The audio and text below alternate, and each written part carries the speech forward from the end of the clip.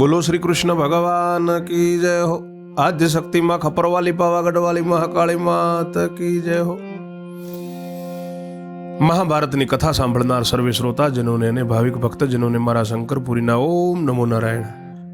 આપ સર્વે શ્રવણ કરી રહ્યા છો સંપૂર્ણ મહાભારતની કથામાં દ્રોણ પર્વમાં અભિમન્યુનો ચક્રાવાનો આજે 14મું કડવું 13વા કડવામાં સાંભળ્યું। પહેલા અવતારની વાત તમે સાંભળી 13વામાં પહેલો અવતાર પૂર્ણ થયો અને હવે બીજા અવતારની વાત કરે છે। ઓમાં બીજે અવતાર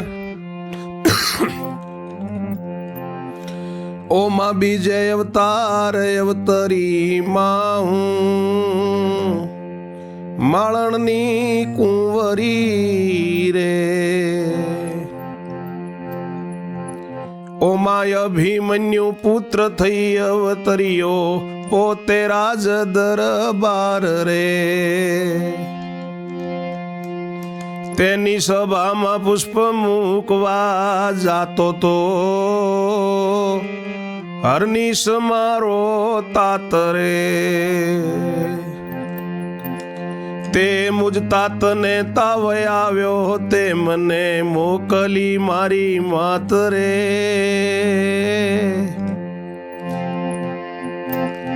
મેં સભામાં પુષ્પ મૂક્યા નહીં કોઈ સાથે મારે દ્રોહ રે। ત્યાં મને જોઈને રાજકુંવરને લાગ્યો મુજ પર મોહ રે। પત્રા કુંવરી કહે છે સુદક્ષિણાને રાજા વૈરાટની નારીને એની માને કે માં હું બીજે અવતાર અવતરી માળણની કુંવરી માળીના ઘરે મેં અવતાર લીધો અને અભિમન્યુ પુત્ર થઈને રાજ દરબારમાં અવતર્યો। એની સભામાં પુષ્પ મૂકવા માટે રોજ મારા પિતાજી જતા હતા। એક દિવસ મારા પિતાજીને મારા તાતને તાવ આવ્યો અને મને મોકલી। મૂસું સભામાં જઈને મેં પુષ્પ મૂક્યા, મારે કોઈની સાથે દ્રોહ નહોતો। ત્યાં મને જોઈને રાજકુંવર જે હતો અભિમન્યુજી રાજકુંવર થઈને અવતરેલો એને મારી ઉપર મોહ લાગ્યો। સેવક સાથે કુંવરે કહાવ્યું હું તુજ પર છું મગન રે। તારા બાપની આજ્ઞા અપાવું ને તારા બાપની અપાવું આજ્ઞા ને કરમું જ સાથ લગન રે।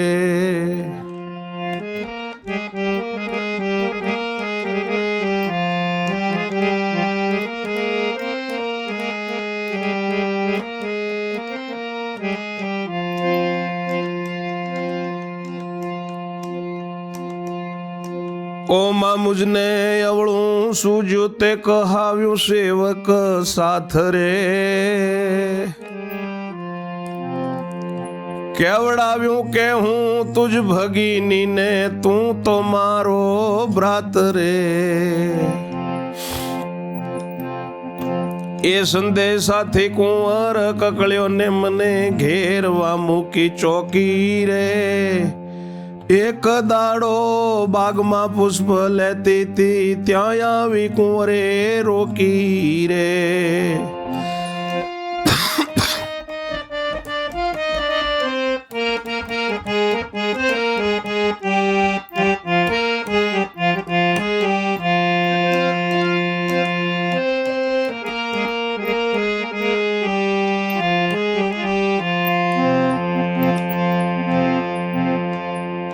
ત્યારે મેં જાણ્યું મારી આબરૂ રે લેશે થાશે ઇજ્જતની હાણ રે।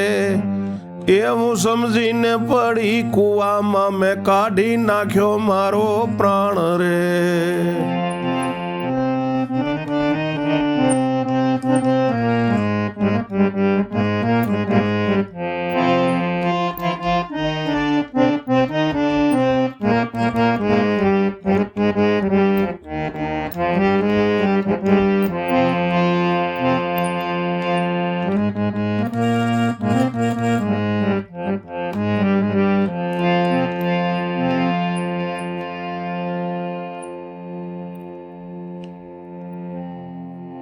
મારી ઉપર એને મોહ લાગ્યો। માં એટલે સેવક સાથે એને કુંવરને કહાવ્યું।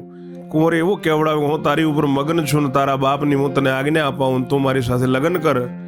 પણ માં મને અવળું સૂજ્યું એટલે સેવકોની સાથે મેં એવું કહેવડાવ્યું કે હું તારી બેન છું તું મારો ભાઈ છે। એ સંદેશાથી એ ખૂબ કકળ્યો અને મને ઘેરવા માટે ચોકી મૂકી. એક દિવસ બાગમાં પુષ્પ લેતી હતી હું, ત્યાં કુંવરે મને રોકી. એટલે મેં જાણ્યું કે મારી આબરૂ લેશે એટલે ઇજ્જતની હાનિ થશે એવું સમજીને હું ત્યાં કૂવો હતો તો કૂવામાં પડી ગઈ ને મારો પ્રાણ કાઢી દીધો. તે જોઈ કુંવર થરથર ધ્રુજ્યો ને જાણ્યું જીવીને શું કરું રે. મારે માટે મુઈ માળીની પુત્રી તો હું પણ સાથે મરું રે.